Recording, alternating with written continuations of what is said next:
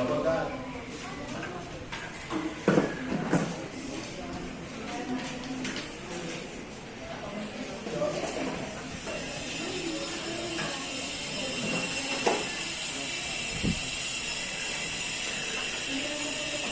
Okay.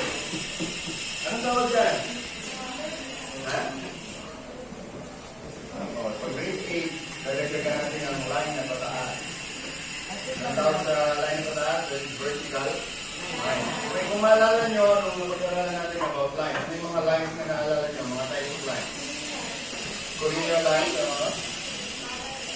parallel line, yeah. Ang parallel is two lines that will never meet. There are two lines that will never meet when tented. Okay?